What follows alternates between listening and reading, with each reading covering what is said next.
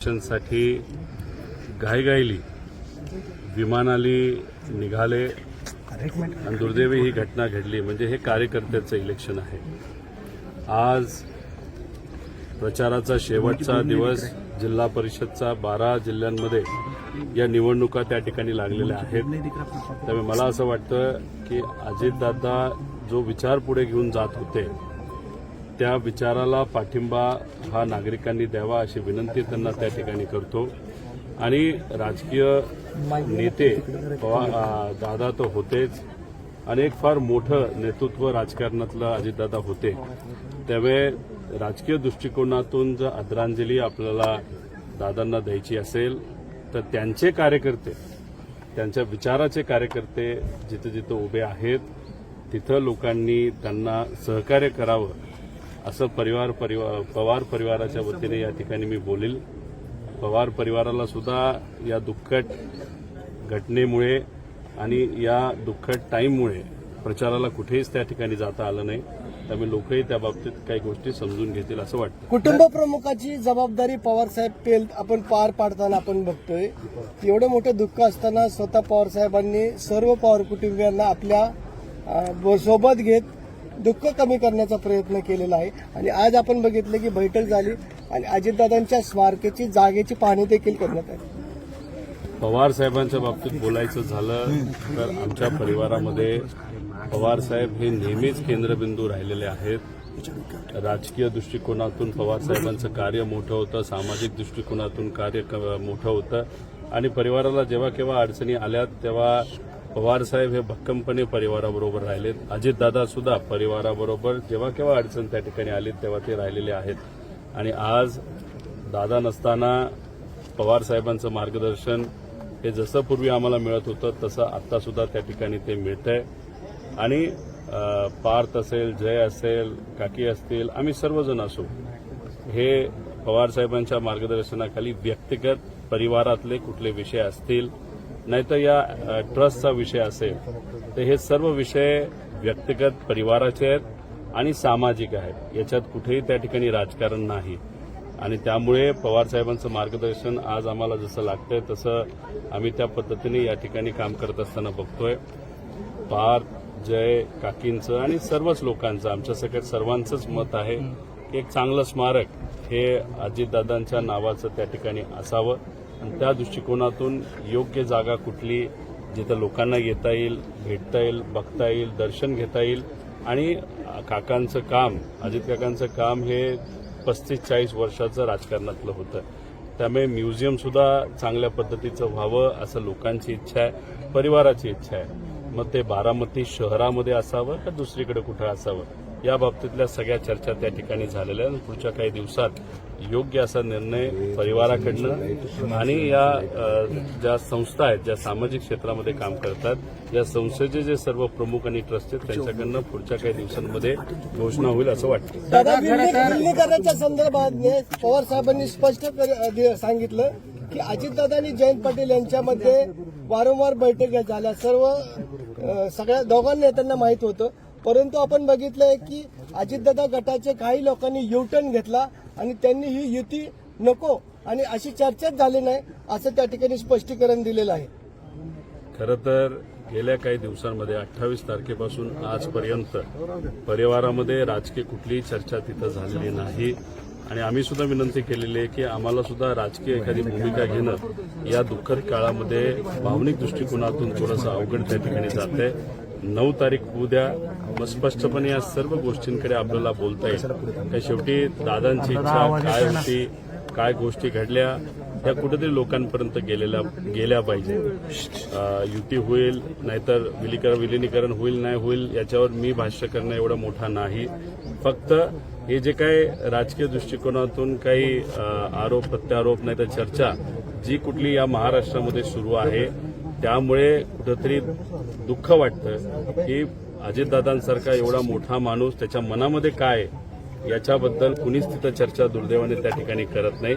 चर्चा दुसरीकडेच कुठेतरी भरकटत चाललेली आहे आणि त्याला एक राजकीय स्वरूप हे मोठमोठ्या नेत्यांनी तिथं दिलंय, हे बघून कुठेतरी परिवारातला एक व्यक्ती म्हणून दुःख वाटतं. पण आमदारांनी चर्चा सुरू केली की हा सगळा घातपात आहे, तर कसं पाहिलं जातं?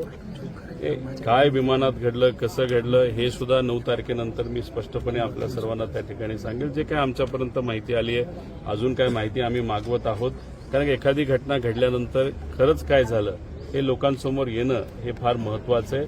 आणि पवार परिवार म्हणून सुद्धा, नाहीतर एक महाराष्ट्राचा नागरिक म्हणून सुद्धा लोकांच्या मनामध्ये ही शंका असेल तर काही अनुत्तरित प्रश्न आहेत.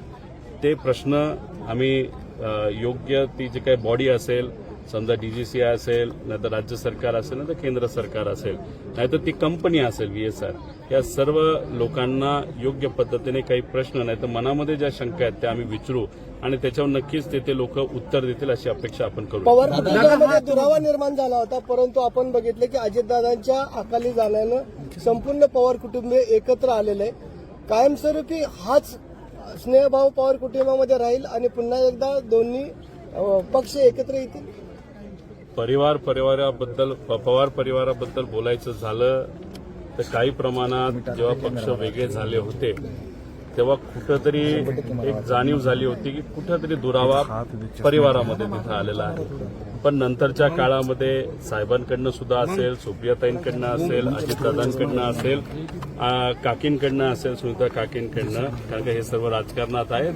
आणि मग आमच्यासारखे जे पुढची पिढी आहे याच्याकडनं सुद्धा प्रयत्न राजकीय दुराव्याला कमी व्हावात यासाठी तसे खूप प्रयत्न सुरुवातीला झाले नव्हते. पण परिवार हा एक राहायला पाहिजे ही आपली महाराष्ट्राची संस्कृती, देशाची संस्कृती, याच्यासाठी परिवाराच्या दृष्टिकोनातून प्रयत्न एकत्रित येण्याचे झाले होते. जसं लग्नाला भेट देणं, सहभाग घेणं, आनंदात सहभाग घेणं, ह्या सगळ्या गोष्टी परिवाराकडनं तिथं झाल्या होत्या. राजकीय दृष्टिकोनातून काय घडलं, कसं घडलं हे 9 तारखेनंतर आपल्या सर्वांसोबत आम्ही नक्कीच. प्रकरणामध्ये पार्थ पवार यांना क्लीन चिट मिळाली आहे. आता राज्यसभेची जागा रिक्त झालेली आहे. आज ह्याच्यामध्ये बातम्या देखील आलेल्या आहेत आणि आता राज्यसभेची जागा रिक्त झालेली आहे. पार्थ पवार यांच्या जागेचा त्या ठिकाणी विचार सुरू आहे का? ती जागा कुठे हेच मला तिथं माहित नाही आणि काय चर्चा चालू आहे ही मला माहित नाही. आणि गेले काही दिवस न मीडिया चॅनल आम्ही बघतोय न पेपर वाचतोय, त्यामुळे खरंच काय घडलंय हे आता तरी माहित नाही. पण राजकीय क्षेत्रामध्ये काम करत असताना, कधीही बोलत असताना मोगम बोलून चालणार नाही. त्यामुळे 9 तारीख उद्या सगळे विषय समजून घेतो, मग स्पष्टपणे. पवार कुटुंब आणि राष्ट्रवादी एक नातं आहे आणि राष्ट्रवादी दारांची वेगळी असली तरीही राष्ट्रवादीचा अध्यक्ष पवार कुटुंबियाकडे राहायला पाहिजे अशी सगळ्यांची इच्छा आहे. तुम्हाला काय वाटतंय की राष्ट्रीय अध्यक्ष सुनेत्रा पवारच अशी मागणी देखील 30 आमदारांनी केली आहे. तुम्ही समजून घ्या की उपमुख्यमंत्री पद सुद्धा आणि त्या राष्ट्रवादीचे मुख्य पदचे देशाचे प्रमुख हे पवार परिवाराकडेच आणि सुनित्रा काकींकडेच राहावं अशी आमची सुद्धा त्या ठिकाणी इच्छा आहे. फक्त या गोष्टी आम्हाला या दुःखद काळामध्ये बोलता येत नाही, एवढंच त्यातलं त्या ठिकाणी फरक. आणि लोकप्रतिनिधी हे आमदार असतात. आमदार लोकांच्या आशीर्वादाने, मतातून त्या ठिकाणी निवडून येत असतात. त्यांनी ती इच्छा त्यांच्या पक्षामध्ये व्यक्त केली असेल तर 30 हा आकडा मेजॉरिटीचा आकडा आहे. आणि त्याच्याच बरोबर त्यांचे जे सर्व पदाधिकारी आहेत, जे मला कळालेलं आहेत, ज्याच्यात विविध सेलचे अध्यक्ष असतील, त्यांनी सुद्धा सुनित्रा काकींचंच नाव पुढं केलं असेल. त्यामुळे कुणी किती काय प्रयत्न केले तरी आमदारांचं म्हणणं, परिवाराचं म्हणणं, पदाधिकाऱ्यांचं म्हणणं आणि लोकांचं, महाराष्ट्रात तमाम लोकांचं म्हणणं हे कुणीही डावलणार नाही. त्यामुळे आम्हाला सुद्धा वाटतंय कि काकेश तिथं त्या पक्षातले प्रमुख राहतील. रोहित सर, हाल ही में एक घटना हुई है, रोहित शेट्टी के घर पे 4 राउंड फायरिंग हुई थी, लेकिन अब तक जो है आरोपी शपथ घेतली आहे काकींनी, त्यानंतर तुमचं काय बोलणं झालं त्यांच्याशी किंवा एक कुटुंबीय म्हणून तुम्ही काय बोलले, ट्विट केलं होतं ते? आज मी जे काही ट्विट केलं त्याच्याबद्दल थोड्या वेळापूर्वी मी बोललोच, त्याचं मी वक्तव्य सुद्धा केलं.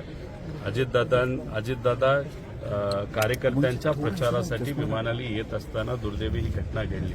अजितदादांसाठी कार्यकर्ते फार महत्वाचे होते. तुम्ही बघितलं असेल पिंपरी चिंचवडमध्ये सुद्धा त्यांनी फार मनापासून कार्यकर्त्यांसाठी प्रचार केला होता. आज जिल्हा परिषदचा प्रचाराचा शेवटचा दिवस आहे. त्यामुळे दादा ज्यांच्यासाठी झटत होते, ज्या विचारासाठी झटत होते, त्या विचाराला पाठिंबा मतदार बंधू आणि भगिनींनी द्यावा अशी इच्छा या ठिकाणी मी व्यक्त करतो आणि त्याची श्रद्धांजली म्हणजे अजितदादा एक फार मोठे राजकीय नेते असल्यामुळे राजकीय दृष्टिकोनातून बोलायचं झालं आणि राजकीय दृष्टिकोनातूून आदरांजली आणि श्रद्धांजली द्यायचं झालं तर हीच ती वेळ असं या ठिकाणी मी सांगतो. दादा खरं तर विलिनीकरणाचं स्टेटस काय आता सध्या परिस्थितीत? या बाबतीत कुठंच काही चर्चा झालेली नाही आणि शेवटी परिवार म्हणून चर्चा होणं पण तितकंच महत्वाचं आहे. राजकीय दृष्टिकोनातून त्यांच्या पक्षामध्ये जे प्रमुख आहेत ते प्रमुख त्यांच्या लेवलला त्यांचे जे कुठले प्रयत्न असतील ते तिथं करत असतील नसतील हे मला तरी सांगता येणार नाही. पण मला असं वाटतं की एकदा 9 तारीख होऊ द्या, मग परिवारामध्ये सुद्धा आम्ही एकदा चर्चा करून बघू. दादा आता पण खरं तर चर्चा झालेली नाही. दादा खरं तर पुढच्या समोरच्या पक्षातल्या नेत्यांच्या बोलण्यावरून तरी वाटत नाही की विलिनीकरणाचा मुद्दा ते बोलतात, कारण प्रत्येक जण त्याला बगल देतोय. यावरून तुम्ही काय अर्थ काढाल? याला जोडून तुम्हाला वाटतं व्हावं विलिनीकरण? हे बघा 13 दिवस होऊ द्या, 9 तारीख ही फार महत्वाची आहे आणि त्यानंतर मग स्वतः सुनित्रा काकी बोलतीलच ना. नाही, शेवटी सुनित्रा काकी या उपमुख्यमंत्री झालेल्या आहेत अजितदादांच्या जागेवर आणि त्या काळची ती वेळ असल्यामुळे त्यांना सर्व आमदारांनी सर्व लोकांनी आम्ही सुद्धा तिथं पाठिंबा दिलेला आहे. त्यामुळे काकी जेव्हा बोलतील त्यानंतरच याच्यावर आपल्याला खूप जास्त स्पष्टपणे बोलतो. तुम्ही सातत्यानं सांगता आहात की 9 तारखेनंतर बोलूया. तुमची पत्रकार परिषद नेमकी कुठं होणार आहे त्या संदर्भात सांगा, कारण अनेकांना त्या संदर्भात जाणून घ्यायचंय की नको. नाही, जेव्हा केव्हा काय असेल तेव्हा अजून घरच्यांची परवानगी त्या बाबतीतली मी घेतलेली नाही. मी नेहमी तुम्ही बघितलेलं आहे फार स्पष्टपणे तिथं बोलतो.